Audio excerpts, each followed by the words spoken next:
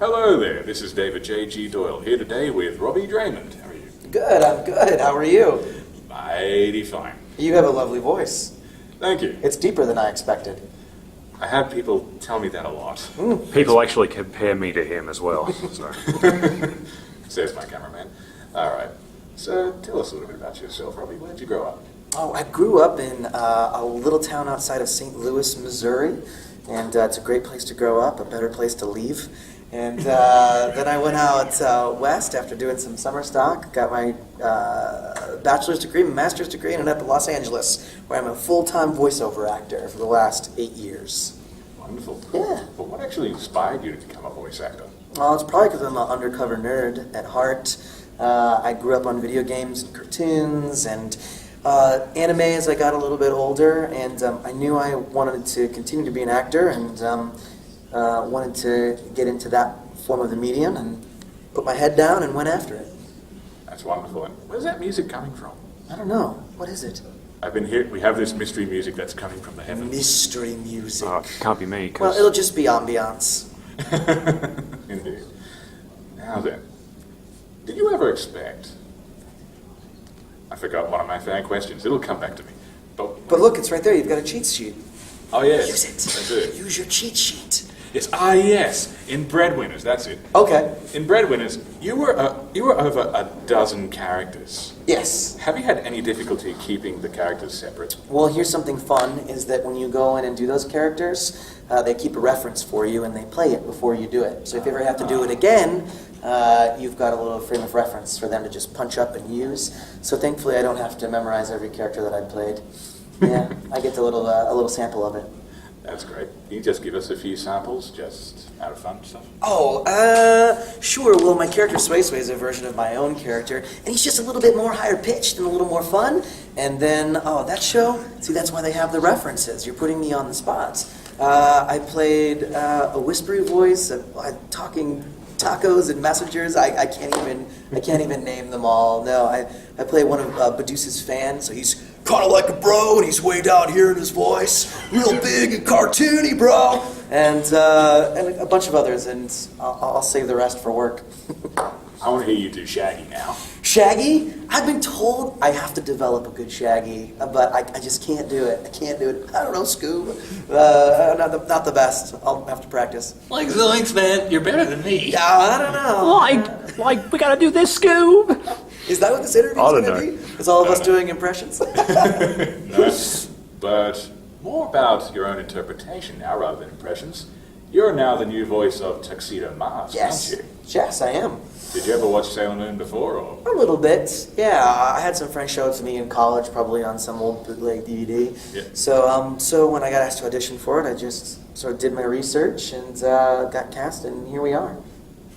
Support the official release.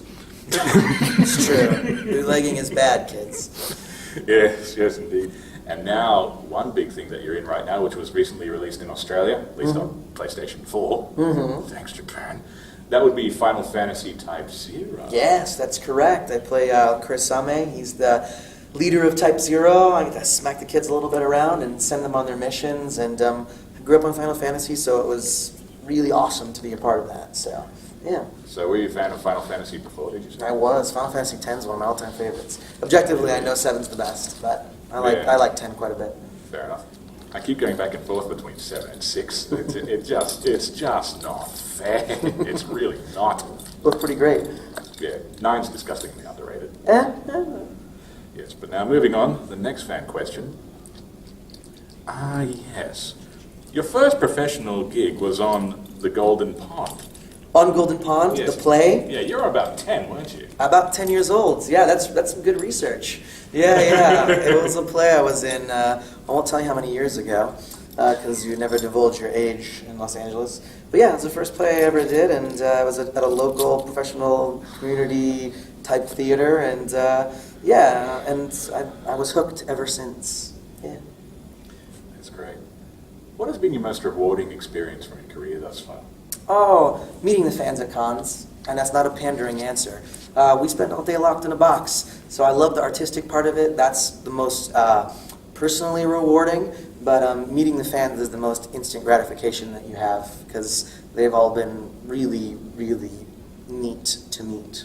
And it's a fun part of my job. Wonderful.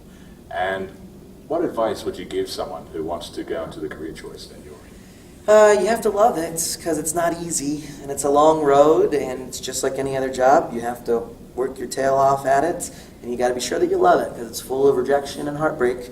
But and you have to decide whether your love for it is worth it or not.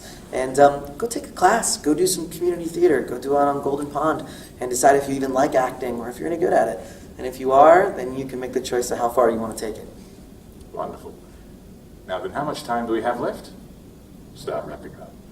All right. So just so just last quick question then. Mm-hmm. If you weren't a voice actor, what other career would you choose and why?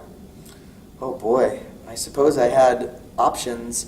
I wish I was smart enough to work at NASA, because I love space, and I wish I was better at math.